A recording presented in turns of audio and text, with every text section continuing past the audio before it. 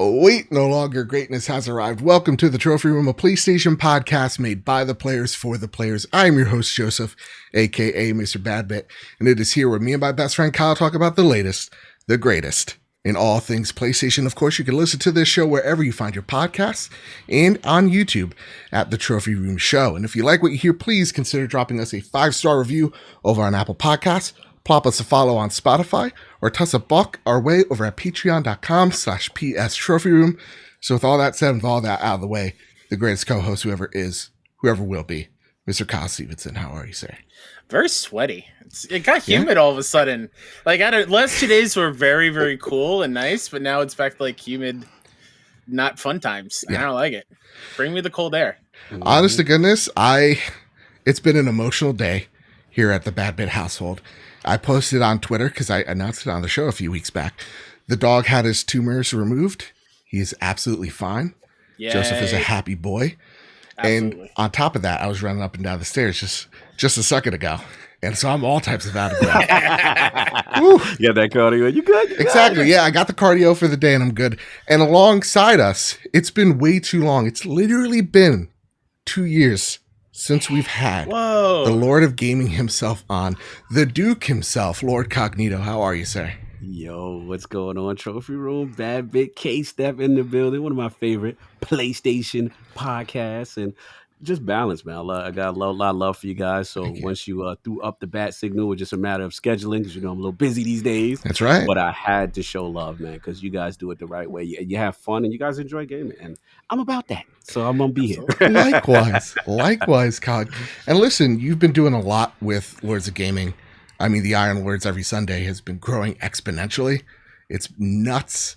But you also have this side gig over at Defining Duke. So before, for those of you who don't know, who are you, Lord Cog? What do you do? What do you host? So as you said, eloquently, a host of the Iron Lords podcast initially for lifelong friends that's been doing that pretty much for a while. And that translated into the podcast. And then the extension of that is lordsofgaming.net. Got to plug a little bit for the, for the home team, and it's just, again, a group of writers, by the gamers, for the gamers, so proud all over the world, from Bahrain to Croatia to London. We have people who choose to write for us, and we're just so honored from that. And then, like you mentioned, another opportunity presented itself. And I'm with Last Stand Media. I'm with Defining Duke. Shout out to the legendary Mr.Midas Plays. When that situation opened up, he was just like, hey, Cog, you were the first on my mind.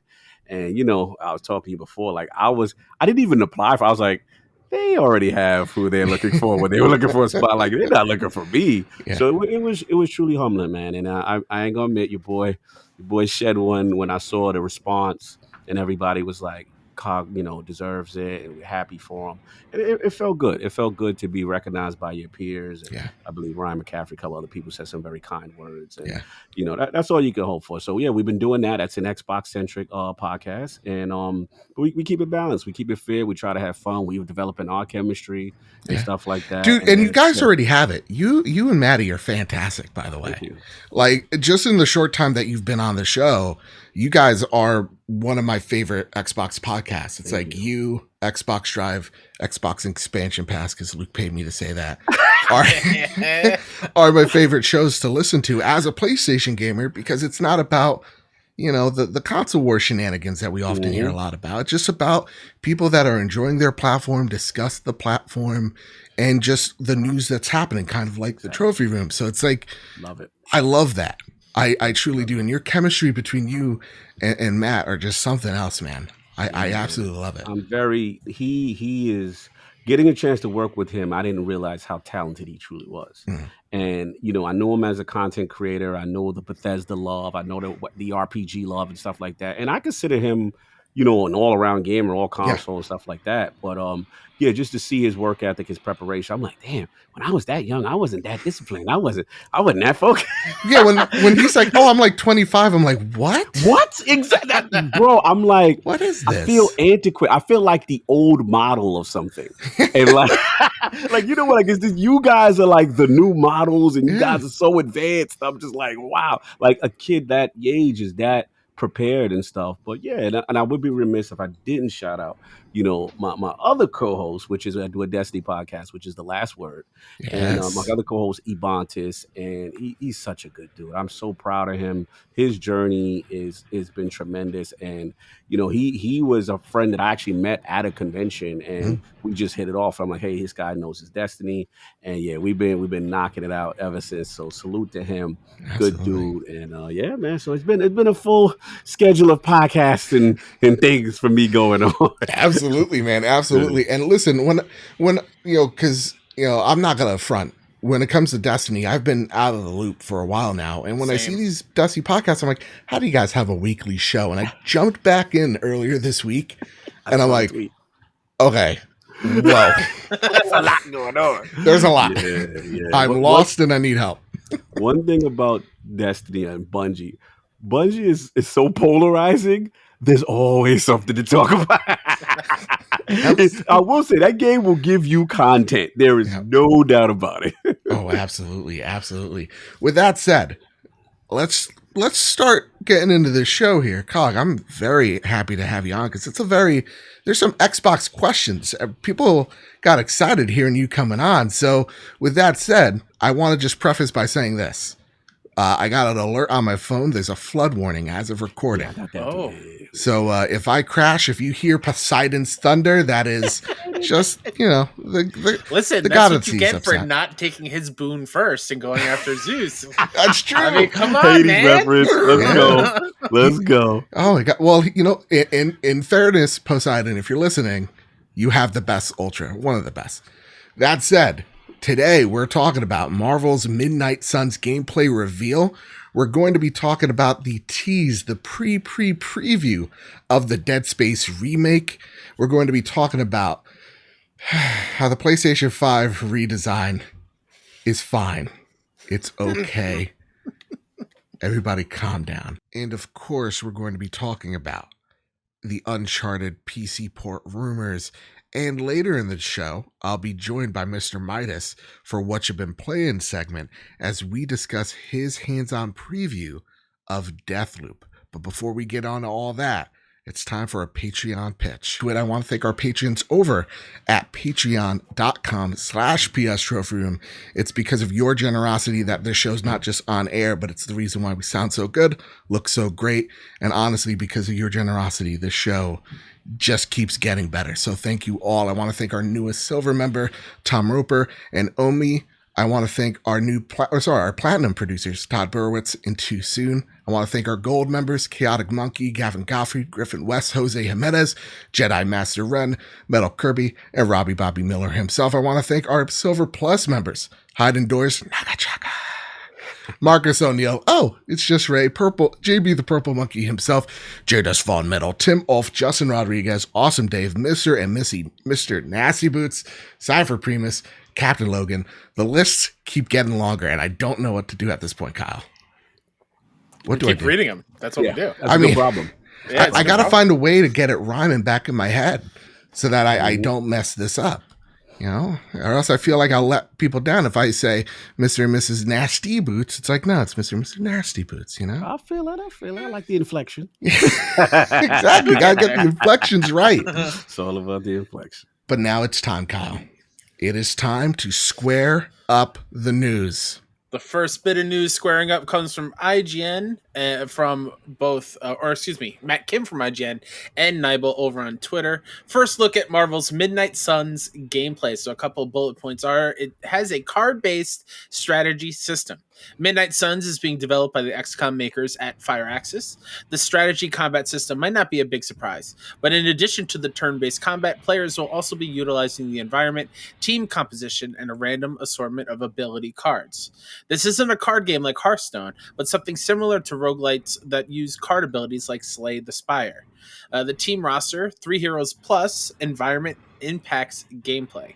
Players can use these ability cards in conjunction with the environment to deal massive damage to enemies as well. Blast your enemy at nearby gas tanks or even off the ledge to quickly clear the field of bad guys when you're in a pinch.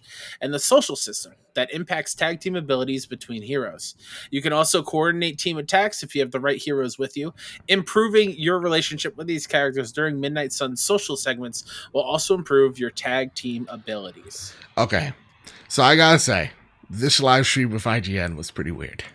I don't know if I digged it all that much, but I think I liked the content that I saw in there, first and foremost.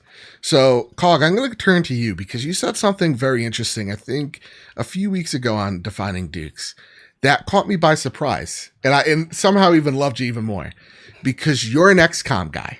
Yes. And I'm an XCOM guy. Oh, Same. See, I knew I loved y'all for Right? another reason. Right? Oh, it's beautiful. It's beautiful. It's so yeah. Firaxis is amazing. I love strategy games. Civ 5 is my favorite strategy game of all time. Nice. I love XCOM, though I'm awful at it. I've never beaten like an XCOM scenario because I just same. like the aliens always win. Oh, they're tough as hell. Oh, Tough as hell. They're tough as hell. I'm like, oh, I get comfortable, and then all of a sudden it's like, nah, man, they killed the predators. It starts to snowball. Yeah, exactly. I miss going to the labs one time and it screws me over. But that said, this is the same team from XCOM going into the Marvel universe. How are you feeling about this? Because the internet is yelling at them. Yeah, they're very upset. And look, full disclosure, sure. I am biased and I don't care. Same. Because it's XCOM game, it's turn-based. I'm a sucker for tactical. I'm a sucker for tactics. You know, anything with that strategy layer is like speaks to me. That's my wheelhouse. So, you know, this is literally a dream scenario for me. You know, I am a Marvel fanboy and I am a, XCOM tactical lover. And here's the thing, like, you know, this is the A team. So shout out to Jake Solomon and those guys. You know, those are guys that worked on a lot of the XCOM 2, those guys and stuff like that. So we heard rumblings. We heard rumblings that, you know, they were going to come out with a new IP. You know, obviously, I believe it was Jason Schreier had potentially leaked it, or someone had potentially leaked it, what it was going to come. So it was just a matter of when. But, you know, shout out. I got to plug a little bit. I got to shout out Mark Norda and those guys because they did Chimera Squad, which was like a little offshoot tactical thing. It's on PC. I'm still waiting for coming console. When is it coming? Never finished it on PC because I went it on PS5. That same thing. I was like, I don't want to get too emotionally invested because I want some trophies or some achievements or something, right? Yep. So you got that going on. So I knew they were working there. So I'm like, okay, so now Jake's working on this. So look, at the end of the day, you know, you got the heroes, you know, we're going to talk about the systems and stuff like that. I was surprised by the card system. I admit, I was surprised. But again, you know, that doesn't bother me per se because, like, I'm going to take it back to the PSP days. Like, I'm a huge Metal Gear Acid fan. So, like, I lived for that where you, like, before the match starts, there's a deck, and then you pick the powers and all that. So, again, this is still my wheelhouse. So, I was surprised, but I'm like, okay, I'm still in. I like the fact that you can create relationships with existing heroes. You have your own initial hero that you make. And look, I thought it looked interesting. I like the relationship aspect stuff going on, teams of 3. And the last point I'll say is that with Midnight Suns is they picked a sect of Marvel that doesn't necessarily always get the shine. We got Blade in there. We got Ghost Rider in there, right? The Runaway, right? So it's a combination of fleshing out some stories, probably characters you don't see a lot. You know, obviously you got your Iron Man, you got your Cap, but I like that aspect. You know, Blade and these guys having the forefront. So I'm in, man. I am in. I cannot wait. This speaks to me. I know, internet, you're upset. I get it. But I'm in. So I'm selfish. Likewise, dude, because like the one thing that gets me going is the fact that, like we're seeing Blade, we're seeing Ghost Rider in there. Ghost Rider, for the first time, looks fucking dope. The Robbie Reyes version. He looks awesome as all hell. And you have like these cast of characters that you wouldn't necessarily pick them in as like an ensemble cast. And so it's kind of cool to see the 90s vibe. Like Wolverine looks like he's straight from the X-Men, TV show. Like in there. It's awesome to see. I'm very excited for it as well. I think the combat system doesn't scare me one bit because a lot of people are like, oh, they're just going to put microtransactions in it. I'm like, how? Well, how do you? It's a single player only game. Right. So I don't see the microtransactions in this. And from what the article reads, it's like if it's more like, what is it, Slay the Spire? If it's more like that, I'm totally down on that. That's That's excellent. Kyle, I want to know what you think about all this, man. What did you see? I'm in the same boat as Cog. And you, Joe. I loved every second I saw. It'd be interesting to know, or just to see happen me yelling at Wolverine because he misses a close-up shot. You have a 90% scratch. Yeah, and he misses, and I scream at Wolverine. So it'd be interesting if like that kind of stuff is still carrying over into this, especially with like the card system. I do love the use of the environment, how that is like integral to the combat, at least from what it seems, and another layer of extra strategy on top, which is cool. And like from the character standpoint, I love that they created their brand new Marvel hero for this, in association with Marvel. Like it's canon now. This character now exists, and you get to customize it wherever you want, and then just hang out with the heroes. I thought that's really, really cool. Just hanging out with them, and raising those bonds to give me that ME2 suicide mission and loyalty stuff. Like that's what I want out of these kind of games. In addition to like I believe they said during the live stream, every suit will be or have their own ultimate, or like lead to the biggest ultimate, which is like the suits at the end. The Midnight Suns outfit will be like their ultimate, I guess. I hope it's got a lot of depth to it. I hope the story is intriguing enough for me to keep pushing through the difficulty. Because like you said, Joe, with XCOM 2 in particular is the one I really dove deep into. I never finished that story because I kept getting my ass beat. It's hard. And so I'm hoping that the story incentivizes me to keep going despite getting my butt beat. No, I hear you. I'll jump in for a quick second, Joe, go for it. If you don't mind. Like with the narrative aspect and stuff like that, as it continues to go, it really did start to heat up. I was able to beat XCOM and War of the Chosen is, oh my god, it's so difficult. But I was able to beat that one too. But they're very brutal. They're punishing in the beginning. So the key will be, the onboarding with this game, how they ingratiate the player, how they get them up to speed, and then I'm curious to see how that difficulty is going to go. But I think it's extremely promising.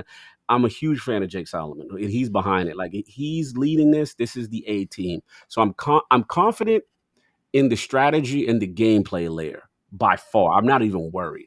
The only thing is, like you said, Kyle, we got to just see narratively how they progress. Is it going to keep us all the way through, and do they tell some really meaningful stories with what you said, like a new canon character? Yeah, and how is their Iron Man going to be different from the Marvel's Iron Man from Square Enix and the MCU and Cap and all these heroes that we now have in different things, and how are they going to be different enough to not make them seem so similar and whatnot? And I'm hoping, I think they hinted at there's a roster of 12 and they only unveiled like 6 or so. Maybe. Oh, really? Okay. Yeah, so there's some unannounced heroes. At least that's what I got from that thing. So I'm hoping we get like a Nightcrawler or some more. It'd be real shady. PlayStation yet again to just like Spider-Man. Yo, he's ours again. Well, I know I will be playing to that. Hey, I got Avengers everywhere. I was not missing out. Whatever. No, exactly. And if and when Spider-Man ever comes out, who knows? But no, like likewise, guys. Like I love the elements that they're pulling from. Like, get to know these characters a little bit more. I hated the question of like, so is there a romance option? I'm like, I'm not even thinking about that. I'm not here to romance Cap. I'm here to be Cap's friend. Yeah. All right. Like, just like if Rogue's there, then that's a different story. But like until she is, I don't care that much. And Holly Berry Storm, like other than that, I don't care. So for me, like I love those elements because it's taking from like we usually see that in like a Persona game, but it's in here. We're seeing a card-based system like we see in like Slay the Spire in here, and then you see those environments. They scream XCOM to me, and I think that for me gets me really hyped. So I'm really excited for what I'm seeing so far, man. Do we think another big thing I love about XCOM is building the base? Since that Midnight Suns, what do they call it? The Abbey? Abbey, yeah. Since that Abbey is an established place already, are we going to be able to build it out and get new training rooms and stuff? Like, is that core concept, or is that what all the social stuff is going to take over? I think they talked a little bit about that you'd be able to build this base over time. Sweet. Yeah.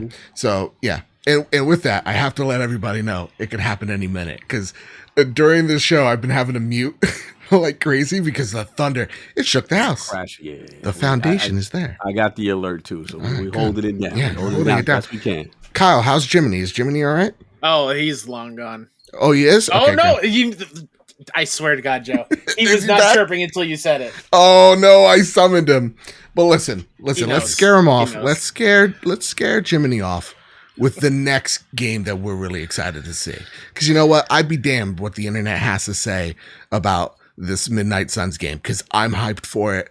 I love to see that we are all hyped for it. Yes. And now this game is this is for me, Kyle. Take it away. Addie Robertson over at The Verge writes 6 things we learned about the Dead Space remake. Motive held a live stream Twitch session with members of the studio's creative team, showing off extremely early footage demonstrating how the gameplay and level design could work. We still don't have a release date. It confirmed a few things that will set the new game apart, but won't necessarily transform it.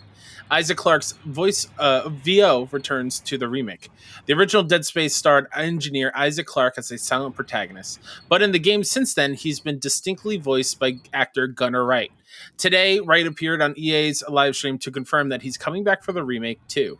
Wright's return makes the Dead Space remake sound more like a retroactive continuation of the original series, not a total reimagining of the franchise. Dismemberment is going to be more complicated. Simulated limb severing technology has advanced substantially since 2008. The live stream featured some very early renderings of the game's necromorphs, and they seemed affected by weapons in more detail and convincing. The new system includes limbs whose flesh gets stripped off as you shoot them, helping you gauge how much damage you've done. It's got weak points that feel more organic than the original game's big glowing joints.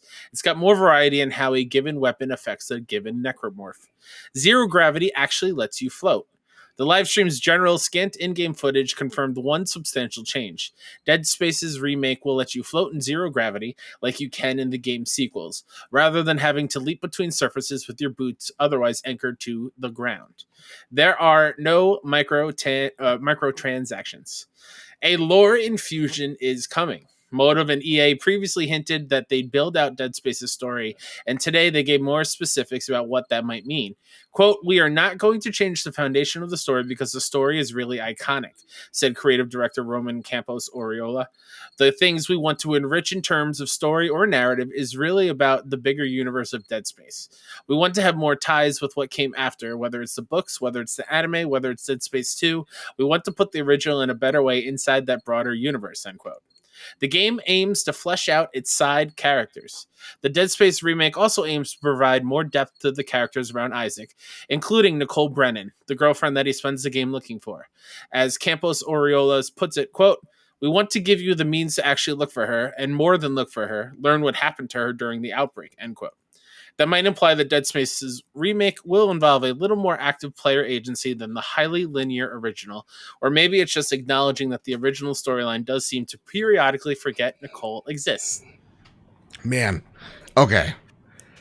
Cog, first I want to go to you, all right, because you're the guest.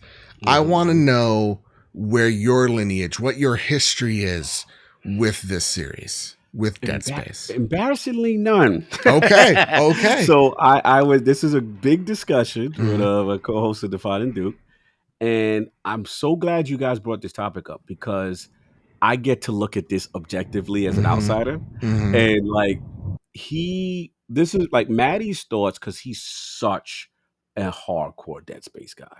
He's like, Cog, this is the definitive. This is the hardcore horror. It's the GOAT. And he's like Dead Space 2. And he's going in his bag, right? So I'm listening. I'm like, okay, cool. So I'm like, as the new guy, right, should I, because part of me says, well, shouldn't I just wait and get this, right? Because this the new hotness. This the new, right? Like I want to get into this. So I'm like, and he's like, no. And I'm like, really? Yeah, because his thought process is he's slightly concerned with the reputation of EA Motive. From what he says and sees, he said it looks good, but apparently based on what Kyle just beautifully read, was just that like they're still doing some little subtle change. So how like something is your prized possession, and you don't want nobody to mess. So he's willing to see, but he's cautious. He's like, I don't know if they mess my base. So that's why he keeps saying play it in its original sense, and then you could deal with this, and then you can see the change. So I'm curious because you guys obviously appear to be the Dead Space guys. Like, I want to know how. Oh, okay. I want to know, Kyle. Like, I want to know, but Joe, like, how is this feeling to you? What does this sound like they altering too much, or do you like, yo, this is great? So this is a good question because you often get that in films when they redo a film or whatever. It's like, oh, they should have touched up here, or perfect. Even like when you do a movie adaptation of a book, you leave a chapter or two out. Is that the smart decision? You change how a character looks. Is that the smart decision? Things like that. And when I'm hearing from this remake, it's not so much we're taking out things. It's we're adding things to the experience that may have gotten in the way of the first game. So, I don't think it's really necessarily tampering with the pacing of the game, but like when I hear things like, the actual floating part of it, that's a good one. Because that part in the game is kind of actually kills the pace a little bit because you're going a lot slower. You're slogging through the map. Whereas if you now have a different way of how to move and navigate, that changes things up for a more modern type of level design that we're more accustomed to, if that makes any sense. So there, I'm like, okay, that's an improvement I really like. No microtransactions. The first game had microtransactions. Really? Yeah, they had microtransactions for suits that purely cosmetic. But now that that's out, awesome. I'm just getting the experience as it should be. And then like the story elements, to me, it eliminates the train. That's how every level is over, because you're going back to the train. So like, how's that going to affect me as a gamer? That's more interesting more than I'm nervous about it. Okay. And having it being on PlayStation and Xbox Series, that gets me excited because this is a next gen game. Nothing is holding this thing back. How oftentimes we're like, is this a cross gen game? What are we giving up for that? Good point. Nothing here.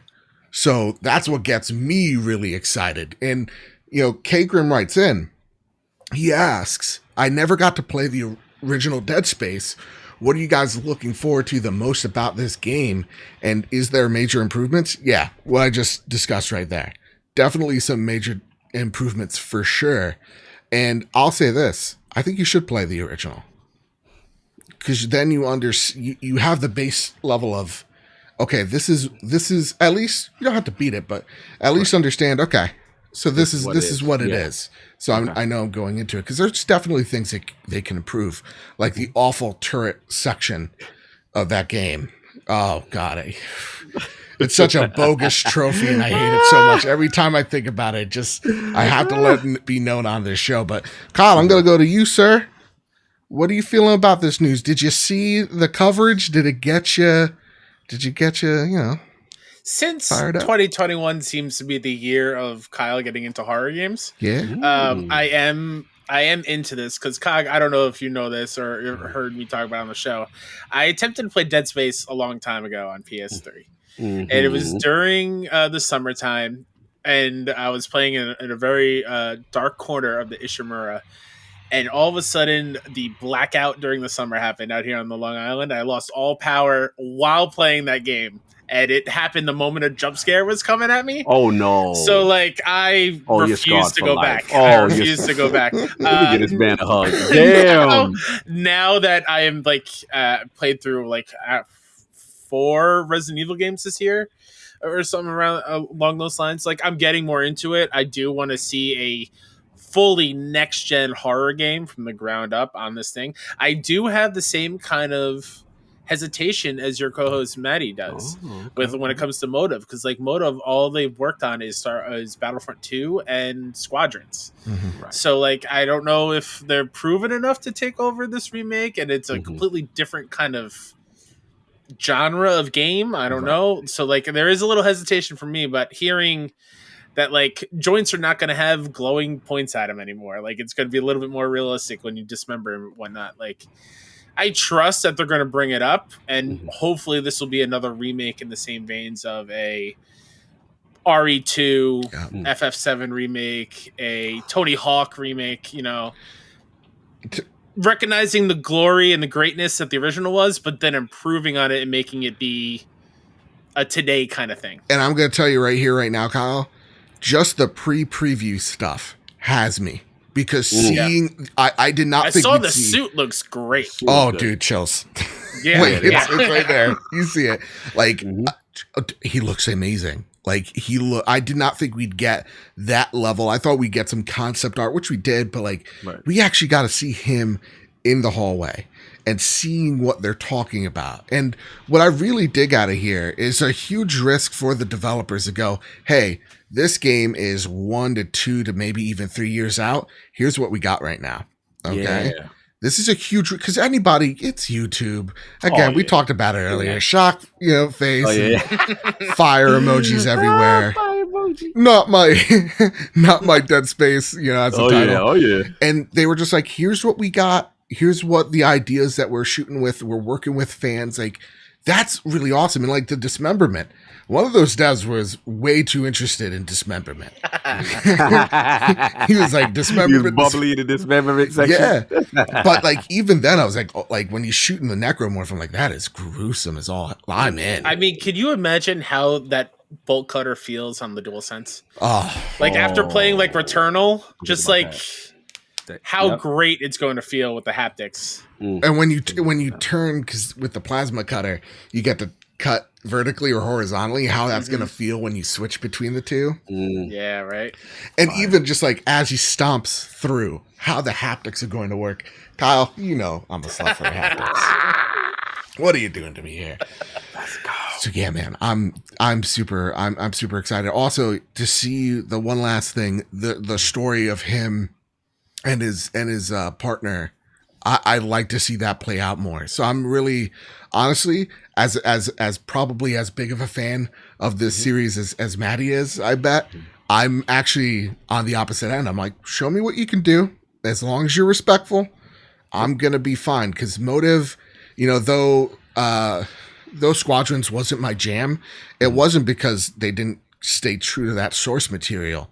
They stood true to what Star Wars is and what the insides of an X-Wing or a TIE fighter would look like. They were very meticulous and careful with that. So to me, I have faith that they'll stick to this material because, again, they seem like they're also in love with it. So nice. Yeah, that's good. And I believe they have insight and consultation from the members of the original team, which I thought is always at least a good sign, that they're fans themselves and they're getting, from the mothership, so to speak, directly the input. Because you want that. I, like Kyle, you were saying, like, as a fan of a franchise, you always want them to pay the proper homage and get the essence and not like, veer off track and do something so crazy that it takes away what the essence of what the franchise was. Yeah, absolutely. Absolutely. Couldn't say it better myself. And please, developers, I know it's risky, but keep doing that. Keep talking to the fan base. I love seeing that so much.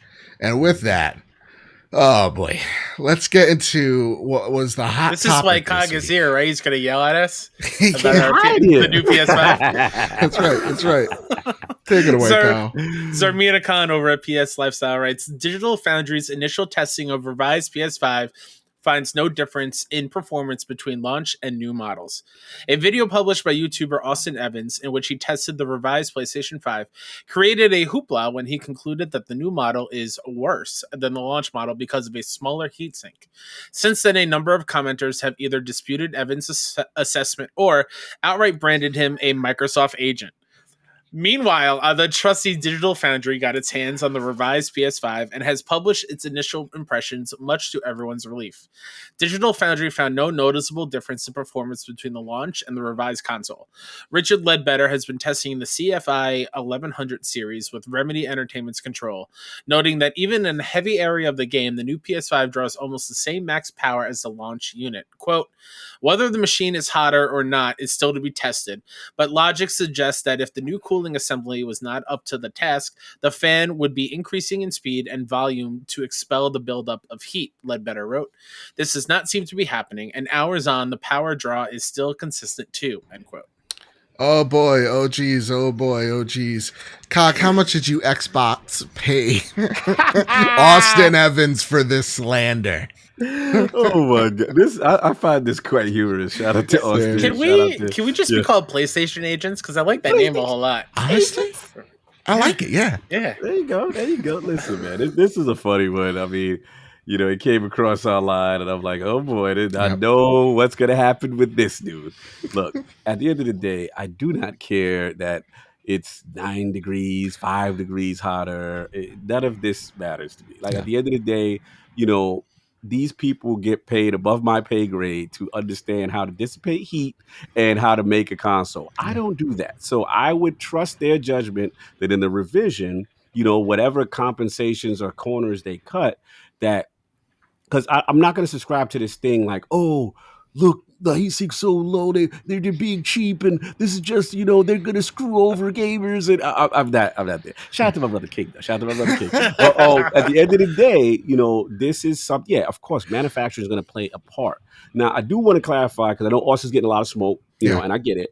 I do want to clarify, from my understanding, he is testing just the heat dissipation or whatever, from a temperature standpoint, not like, the performance was degraded during playing a game session or whatever, right? Yeah, so I watched the video before I saw this news because it popped up on my feed. I was like, oh, I didn't know there was even a new model, honestly. Me neither. And he took it or turned it on, whatever, and the new model was running a little hotter. Right. Like a few degrees hotter. A few degrees.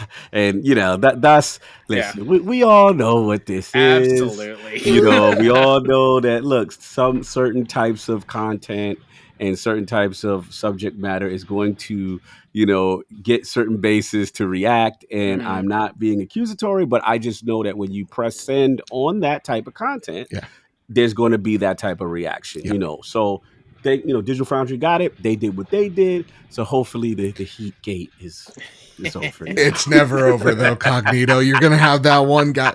Because here's the thing, you'll see for like on Twitter, you'll see one person with like 5 followers tag all the like usual suspects and be like, "Hey guys, have you seen this?" And it's just like, and then like it's like, no.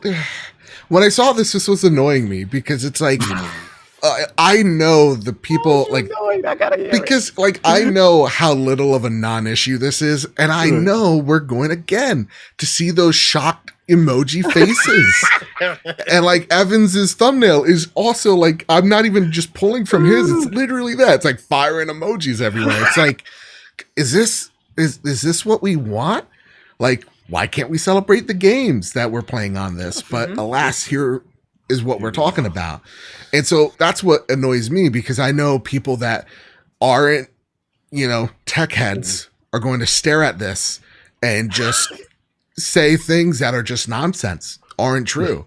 And so I saw this information going, well, from what I know about CPUs, I don't know why this is a big deal. And then I got one of my buddies in. I was just like, hey man, is this like, should I be worried about this? He's like, no. And he's measuring the heat wrong. Just like, so I'm like, he's like, no, I don't see the issue here. I was like, okay, cool. And then just seeing this from Digital Foundry, I'm like, let me just let the experts, if it's an issue, these people are gonna know, they're the Geek Squad. They're gonna figure everything out for me. Yes. And we're so reactionary that we're also so hooked on the thumbnail or the headline that we're not actually sitting back and going, okay, why would a $1 billion company, after the Red Ring of Death has happened, put out a subpar revision of a console? Why would they do that? Common sense.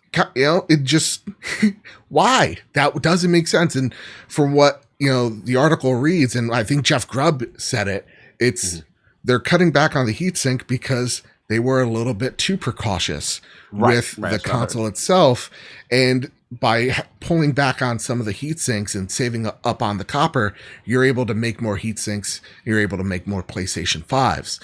That makes a whole lot of sense for me in where I'm looking at it. And a lot of people fail to remember when you sign that long list of terms of agreements, PlayStation knows, Xbox knows, whoever your laptop manufacturer knows how your console or how your piece of tech is being heated, what's being used up. So they probably took just data that they've taken from literally your console going, oh, wow, we really don't really need this much heatsink. Right. And then just did what they did. For a console that they're already making their money back on, I'm sure they're making even more now with this. Right, they're profitable now. Yeah. That's a good point. And so when I hear people go like, oh, they're using cheaper components, they're using worse components, I'm like, settle down with that. Everybody makes a console super expensive at launch, and they find ways to make it less so that they can make money off these things, so that they could cut the prices of them, so that they can shrink down that board. Everything's for profit. Absolutely. So everybody settle down with the terminology. All right. And if your PlayStation catches on fire, just grab the extinguisher. I don't know what to tell you. The lords of heat dissipation. Exactly. If anything, this just would lead to like more PS5s being put out there. Yeah. It's one less thing to worry about. If they're making it cheaper and more easily, then more of you have a chance to get a PS5. Yeah. At least hopefully. Yeah. And again, if this was that bad, we'd already see it by now. Right? Yeah. Because it's been out there in the wild for about, a week or two? We've been already hearing these horror stories. And so when I always tell people, like one person literally reached out to me, he's like, Joe, you're Mr. PlayStation. Do you think PlayStation, what do you think about this news? I was just like, listen, if the Xbox 360 can have a failure rate of like 52%, we're fine with a little bit of a less of a heat sink. So settle.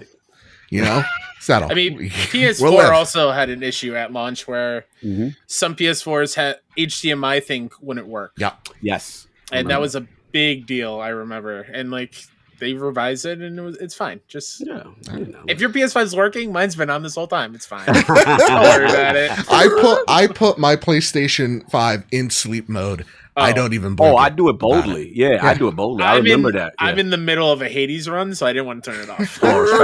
Respect. I respect it. Kyle, let's get into the last bit of major news here, sir. Ben Tyrer over at Screen Rant writes, Uncharted Collection PC leaks and includes all 5 games. An Uncharted PC collection containing all 5 games in the series has reportedly leaked. A Reset Era post shows an apparently leaked image of a social post announcing a new Uncharted Collection being released for Steam and Epic Game Store. The ad shows that every Uncharted console game, including the spin-off Uncharted The Lost Legacy, will be included in the package. Intriguingly, the image also shows the logo of the recently acquired Nix's Studio in the bottom right-hand corner, which would make sense considering that Sony has been quite vocal that it brought the company to help with PC ports of its franchises. The social post itself is seemingly scheduled to go live at 10 a.m., although no time zone is specified, Monday, September 6th, and will announce a December 7th release date for the Uncharted PC collection. I believe this is a whole lot of hogwash, my good friends. Oh, okay. I look at this image and I say, this ain't real. I can make this Photoshop. I don't believe it to be the case. I look at it and I'm like, I'm putting this on the show for Cog. I'm going to tell you why. Here at the PlayStation Nation, we've been fighting with each other for some odd reason. I know where you're going. PlayStation games headed to PC. Mm-hmm. So I want to know what your thoughts are, man. As the Xbox guy in the room, what are your thoughts on little Nathan Drake possibly making his way? Listen, whether this is real or not, he will one day grace a Steam page. Right. So what are your thoughts on that, my man? Look, I think in the Xbox community, they were braced earlier for this kind of, business dealings, which is, it comes out on the console and then also in addition to the PC. in the PlayStation community, it's a bit different because I feel like, the first person franchises, these iconic franchises. I'm not gonna say the word. Say it. Don't say that, because I know how you get. The Triple A bangers. Come on, you have to I say didn't even realize your shirt said that. I didn't even realize your shirt. I know how much Joe hates it, so I had to say it. The banger community is strong, Joe, and they get emotional. They get in their feelings. How dare their prize possess? How dare that they played hours upon hours and then had this game and finished this game, and then how dare another community get a chance to touch this? How dare them? So I saw this sensitivity running rampant, and I ain't gonna lie, this is the only time when King's foolishness I did kind of chuckle, really enjoy it, which was King trolls that Nixus is his favorite studio. Right. Because he knows Nix's whole role is to assist with PC ports. He didn't know who Nixus was until that information came out. So I thought it was quite humorous. So, when I saw that, he's like, yeah, those are my guys. You don't even know who it is. Stop lying. So at the end of the day, King, I realized what's going on. This is just the taunt and the tease. But in his defense, it's like, there's nothing wrong with it. And at the end of the day, hey, you're getting more money on the back end. The console got its money up front. This is a good thing. More people get it. Don't you want Sony to succeed financially, right? Yes. And it doesn't take away from your experience that PC has it. It's just too much gatekeeping and grown men and their feelings, and we just need to stop. That's all it is. So in this, I don't know if this particular news is true, but I wouldn't be surprised in the future if they decide to do an Uncharted or a God of War or anything. It's just PlayStation's business model is a little different. They are console heavy. They're not in the same business model. Xbox fans have to know they're not in the same business model as Microsoft. So they don't have to put day in day. There's no mandate. They're doing quite well the way they are. So, hey, just do what you got to do. And then if it's a year out later, then go for it and put it on another platform. And by the way, I apologize. That rain is coming down. Dude, same. Bro, same. it is. I'm hearing it now. I'm like, I've never even heard any type of thing. And I got a second warning, by the way. We continue. I got a noise gate, and it's usually really good. It's even breaking through the noise gate. Don't even apologize. Listen, it's Mother Nature. Probably Jiminy's controlling it somewhere. He's got a weather machine. Damn little cricket. But no, I'm right there with you, man. I love what you said. It's like they're just gatekeeping. It's just like, well, I had this, and so you can't have this. It's like, dude, Uncharted being on PC is great. More people get to play Uncharted. It's not like they're throwing Uncharted on Xbox. Your box still has meaning to you. So don't worry about it. Just play it on PlayStation. Have your adaptive triggers there, your haptics, all that stuff. You have it there. It's great. I love it. And give the choice to people that are never going to play a PlayStation. And it doesn't mean that they wouldn't like an Uncharted. It's just not in their ecosystem. It's not in their wheelhouse. Look, real talk. We talk about Hades. That thing was on Game Pass. Played 30 minutes of it on Game Pass. I was like, okay, I'm going to like this game. Bought it on PlayStation because that's my ecosystem where I prefer to play. I know Dirt 5 is on Game Pass. I played it on PlayStation. I platinumed it on PlayStation because that's my ecosystem. It's where I prefer. It's what I like. It's where I lay my head at night. So when I see this, it's like, okay, well, chances are I won't play Uncharted on PC, but who cares? Because, someone else is, and they're going to hopefully get that same amount of love that I get out of it. And the only game that I would be playing on PC is Bloodborne. Let's be honest. Give me that 60 FPS patch already, guys. Yeah, they need Getting sick of it. Now, Horizon got theirs too. I was thinking about you. It's beautiful. I keep on just because when you come back to a game, literally even just 2 years after you beat it or whatever, I have no idea how muscle memory forgot. So all I'm doing at this point is just running around. And I'm just like, this is beautiful. I like this. I can live in this world. Kyle, what say you here? Do you think this is real? First of all, I echo what Cog said completely. People need to stop gatekeeping. If they are so worried about Uncharted leaving PlayStation, you've had how many years to play these games? And you probably played them all completely. Stop it. Yeah. Just knock it off. In fact, this makes me excited. Get it. If this is real, Steam Deck, I'll play all the Uncharted on the go. You kidding me? Oh shit! I didn't even think about that. Oh, and also, if it's real, what a package deal! Yes. All five minus God, Golden you're killing Abyss. Like, come on, that's great. insane. That's great. Wait, did you say plus Golden Abyss? Oh, I said minus. Oh, minus Golden Abyss. I said minus. Because we had this conversation on the Road to Greatness. You could toss I think Golden it's Abyss worthy in the enough trash. to get like a port to PS5. If they controlled Alt Delete it by accident, I wouldn't do it. How dare you? Disrespectful. But I don't think it's totally real. It's not out of the realm of possibilities. I just don't think that they will release this the day before Halo. I think the date is where I'm hung up on. Okay. That's a good point. That's a good point. No doubt probably this collection will be happening. I mean, why not? That's going to make a lot of money on PC. Yeah. Uncharted 4 is going to look gorgeous on like high-end PCs. Oh, yeah. It's going to look insane. Yeah. But I just don't think they'll release this collection a day before Halo. That's true. I didn't think about I mean, necessarily it's not like it's competition by any means, but you're right. You don't want... Because it will be overshadowed by Halo. Absolutely. Just because it's a PC port. It's nothing of true importance. So just for a brand new Uncharted. Yeah. Correct. So yeah, just put it on the side somewhere like January, February, and that'd probably be the best bet. Stop with the February relece dates. You're right. February and March. Yeah, February gotta relax. We need to settle down. We need to settle down with that because God, too many games. But you brought up a really good point there, Kyle, that I didn't even consider. So yeah, I want this to be the case. I'd love it to be the case because more people playing things don't upset me one bit. With that, we're going to segue. I forgot to tell you guys this in the intro, but I was joined by Mr.Midas over from Mr.Midas Games to talk about Bethesda's Deathloop. So with that said, gang, here's my conversation with Mr. Midas. And now we're here to talk about Bethesda's and Arkane's Deathloop, one of the swan songs to Bethesda games on PlayStation. And here to talk about Deathloop is my good friend, my good buddy, Mr. Midas. How are you doing, my man?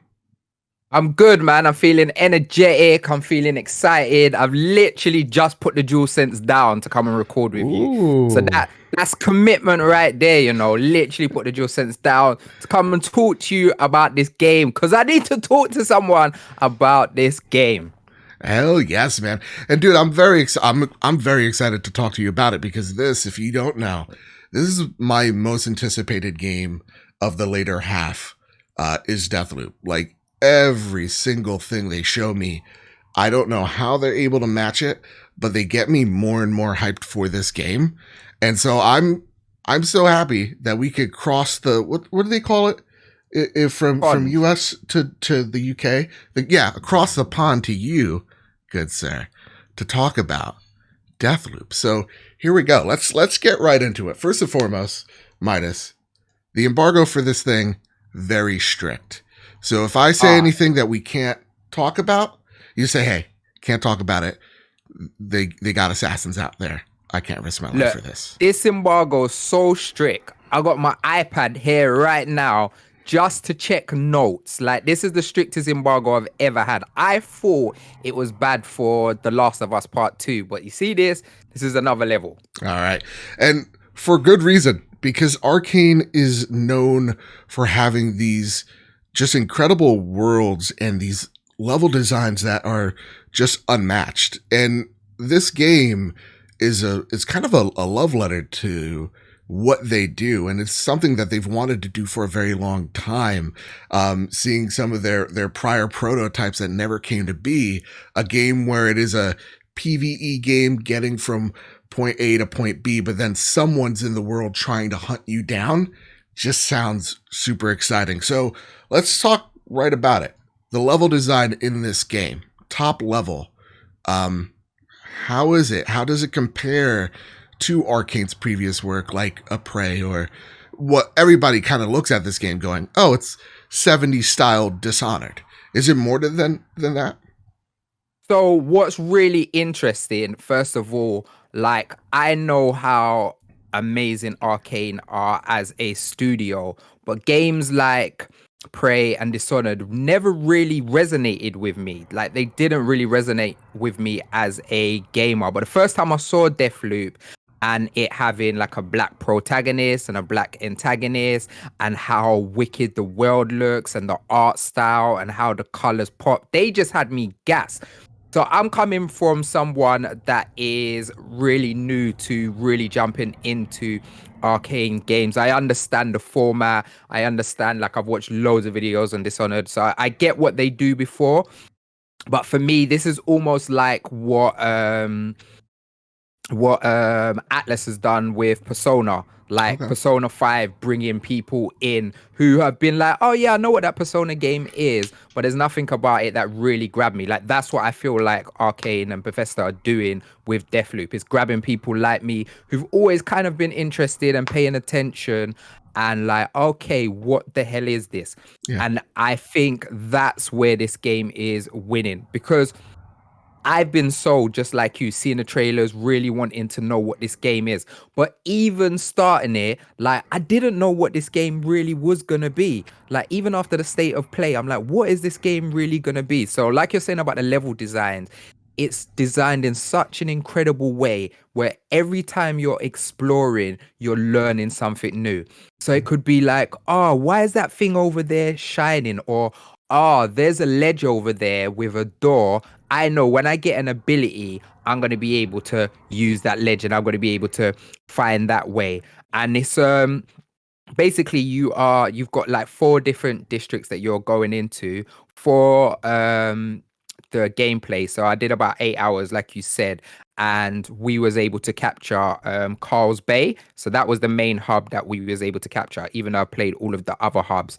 And what was really dope is I was always experiencing a new way. So like, I'd go down one avenue and I'd be like, oh, there's a door down there. Where's that going to take me? And then, like, earlier, just before I came on with you, I was redoing one of the hubs, one of the levels, going for one of the visionaries.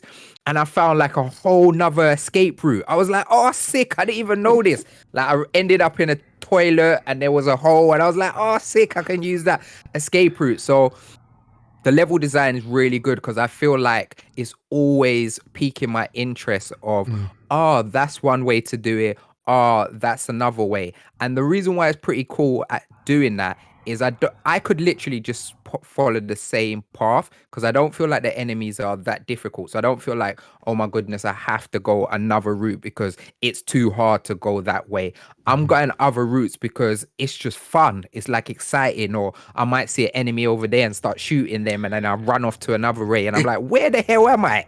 It kind of sounds like because for me, talking about games I was never into, but I got into with Hitman 3, it kind of has what you're telling me, the essence of like Hitman 3, where it's like you have your target and the aim of the game is like, keep killing that target in a different, cool, unique way, mixed with, you know, for lack of better words, a Metroidvania-esque thing of gaining new abilities so that you could come back to that level and then kill that target in unique and wacky ways is what you're definitely.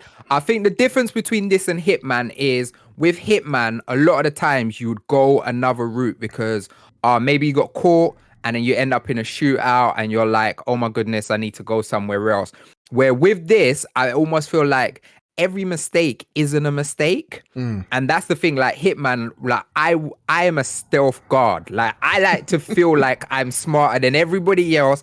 I will sit there for 10 minutes just aiming up that shot. Yes, I've got them, because I want to take out as many people as I can quiet to feel like I'm more smarter than everyone else. Where we're in Deathloop, there was a time, like, so I'm in Carl's Bay. I'm going to the first visionary.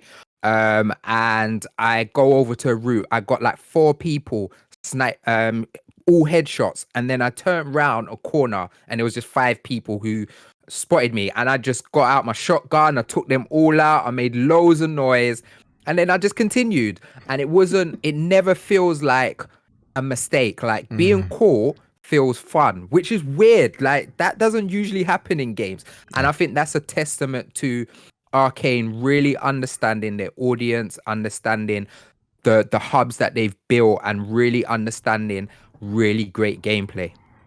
And let's talk about the gameplay for a second here, because we talked a lot about level design and how how it kind of reinforces how you play, and kind of what you're telling me is kind of playing as you go and not being punished if you're not being absolutely stealthy, or not being punished if you want to just be, guns blazing. And talking about weapons, how do they feel? So the weapons feel really, really good. Like the whole thing of Deathloop, like I'm assuming everyone from your channel, they understand what Deathloop is. It's all about going into different hub areas, and you're always looping over the same day, basically Groundhog Day, and it's based in different sections. And you don't keep your weapons unless you do some stuff. I'm not going to spoil none of that for you, because a lot of this game is kind of just learning what it is. And the weapons feel good. Like the shotgun feels weighty. I do like a lot of headshots with, like, you got a nail gun. The power slabs, they feel good. I haven't discovered any like high-end weapons yet. But yeah, everything feels weighty. I think the only thing that's a little bit disappointing is they haven't done much with the DualSense. Just like you, I love the DualSense controller. Yeah, I think it's one of the best controllers out there, and they haven't gone down the Ratchet and Clank route where they've really like the best parts for me is like the haptic feedback and stuff like that, like you feeling the rumbles and stuff like that and feeling the guns, and then Juliana actually talks to you through the controller, which is really, really cool. Wow. But other than that, they haven't really done much. Like, you're not feeling your feet stepping, or you're not listening to people creeping around the corner, or like there's not like on Ratchet and Clank where you can like hold, like if you hold the adaptive trigger to a certain point, you do that kind of shot. They haven't done any of that. It's really been just kind of just the basic stuff that you get, but obviously because the DualSense feels so good as a controller, you just have all of that feeling. Damn, that bums me out a little bit, because I love the adaptive triggers. I love the haptic feedback. Everybody on the podcast knows how much of a stan I am for this controller. Even the motorcycle going by knows. So that said, that does bum me out. But it's good to know that they shoot right. Like, it's one thing if it doesn't feel that great, and then does it also literally feel great. So it's great to know that the guns feel good when you're shooting them. Here's another question for you when it comes to combat, because again, one thing that Arcane wanted to really test out was this: you're being hunted by Juliana, the antagonist. How does that play into it? And have you been able to get into an online session where someone's literally Juliana, or have you only been able to do the AI Juliana hunting you? So for the embargo, we wasn't allowed to do any multiplayer. So it was only single player capture. So I'm not allowed to talk about anything other than the single player.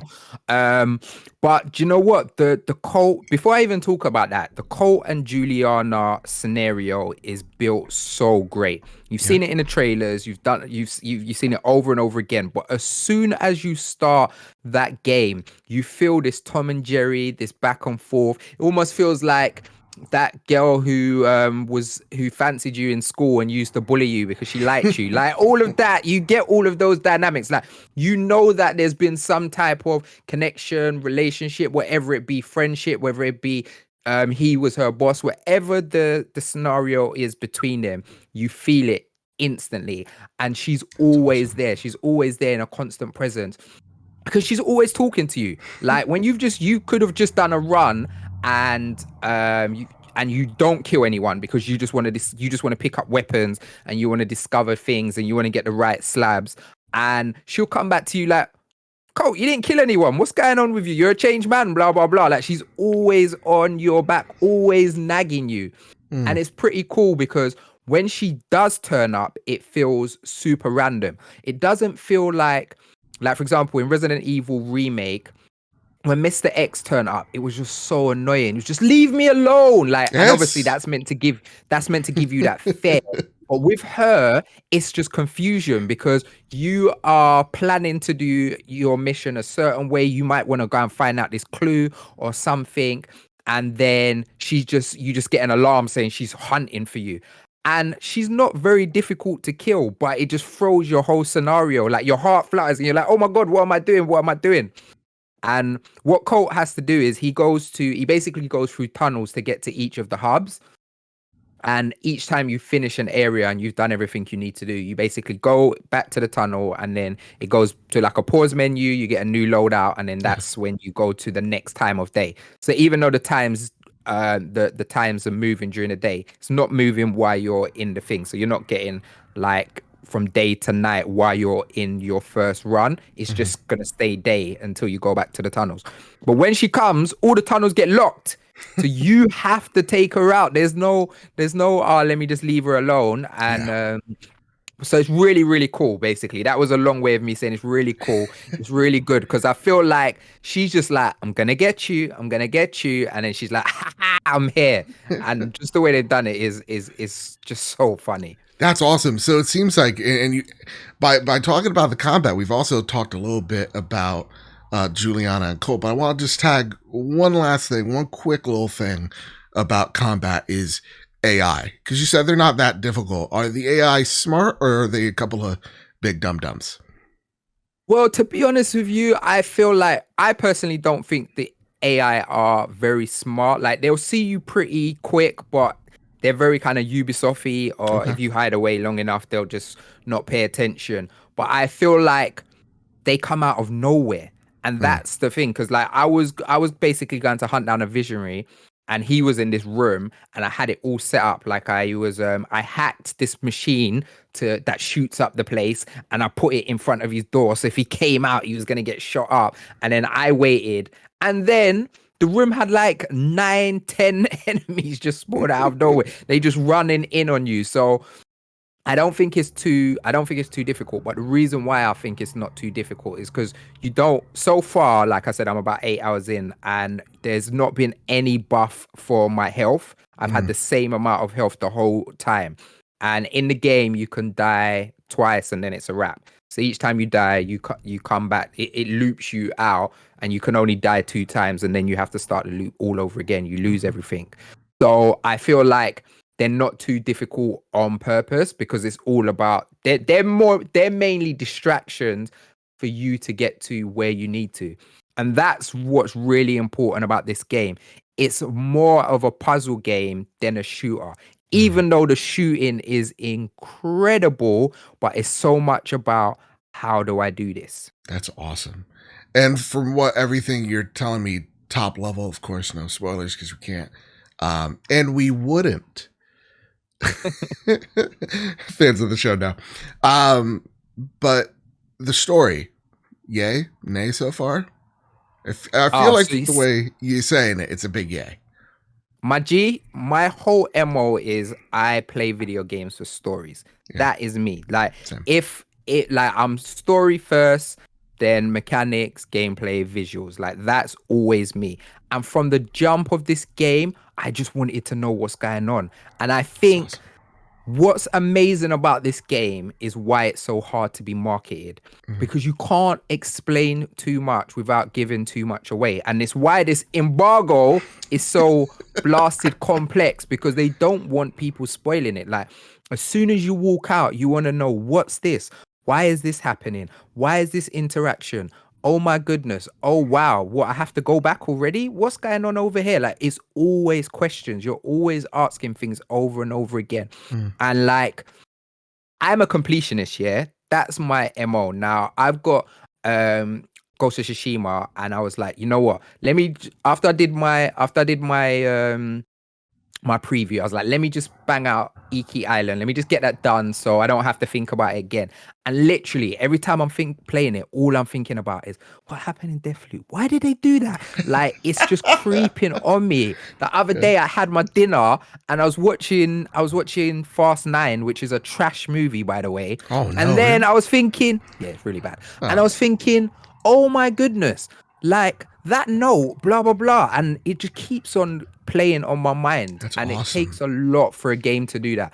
And maybe this is having this effect on me because I've never played an Arcane game, and maybe because this is all brand new to me. But the reason why in the beginning, and it might have seemed random, I referenced it to it being like a Persona. Like, I love Persona 4 and I'm a big Persona guy, but Persona 5 still blew me away. And I think it's still going to blow away the people who love the Dishonored and the stuff like that. But I think it's going to make a new audience be like, oh, wow, you can have a shooter like this. Because for me, the last time I played a shooter that made me feel like this was when I played Far Cry 3. And that's gonna excite Kyle. Real talk. That's his game. Well, man, you've I don't even know how, but you've made me even more excited for this game. That's a good thing. That's a good, no, it's a great thing. It's a great thing. So before we head on out here and you tell everybody where they can find you, obviously you're very high on this game. Yeah. So far, like, I tell you my only negative about this game, go for it. For me personally, is the hubs are very similar.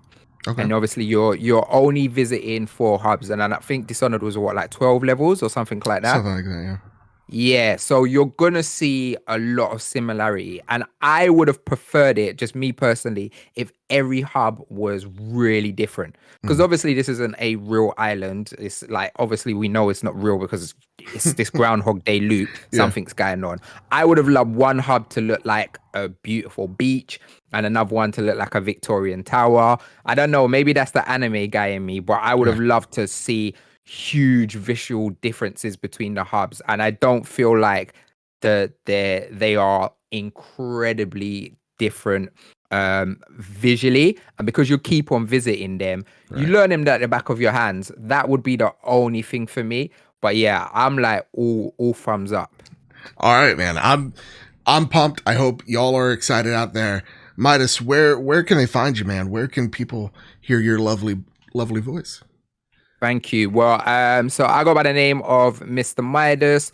I'm a video game TV presenter, and I do loads of stuff. My main stuff is I'm a host for Jinx Esports TV.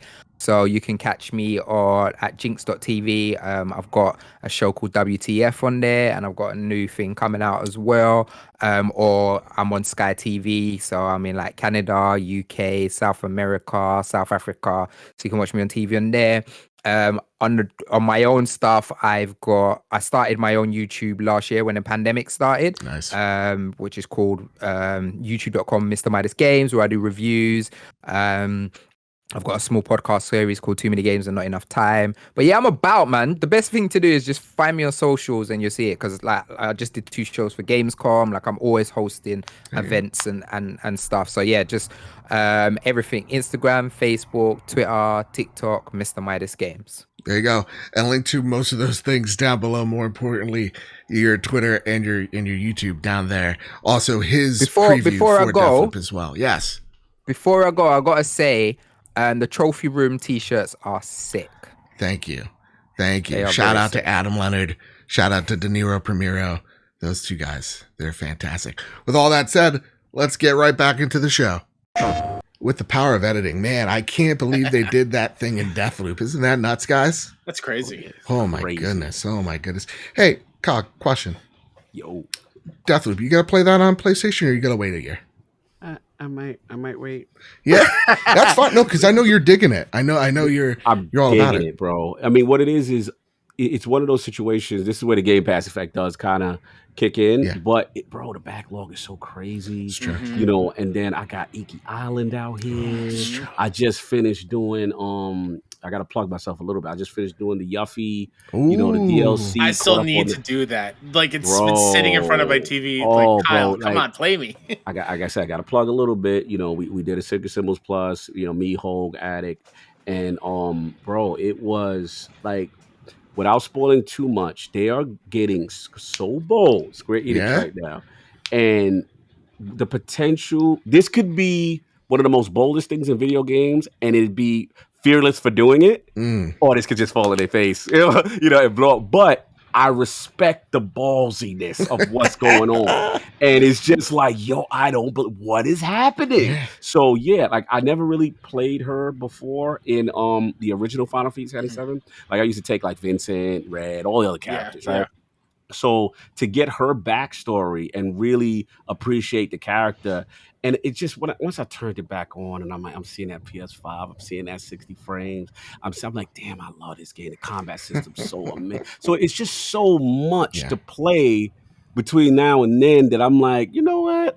Deathloop, I can wait. Okay. I'm not dying to that point. I got a lot of stuff in my backlog still that I got to tackle. But the game itself, back to your point, looks phenomenal. I love that death mechanic. I love that the banter with the characters and stuff like that. It looks really cool. Arkane's in their bag. Yeah, man. And look, I do not fault anyone for saying, I ain't waiting. Normally, I don't wait. Like Final Fantasy, I was like, I ain't waiting for no Xbox, but I'm getting that. Like, forget whatever Xbox doing. That's their business. I ain't waiting for this. This is my baby right here. Final Fantasy 7 is my heart. Like, that made me, I'm in love with PlayStation. It really introduced me to JRPGs, and I had a loyalty to it ever since. But yeah, I'm curious to with you guys and stuff like that. Obviously, you guys are not waiting, but just in general with the franchise hype and stuff. Like, I'm there, and like after talking to Mr. Midas of like, it really does feel like each level is a little marriage of a roguelite with Hitman.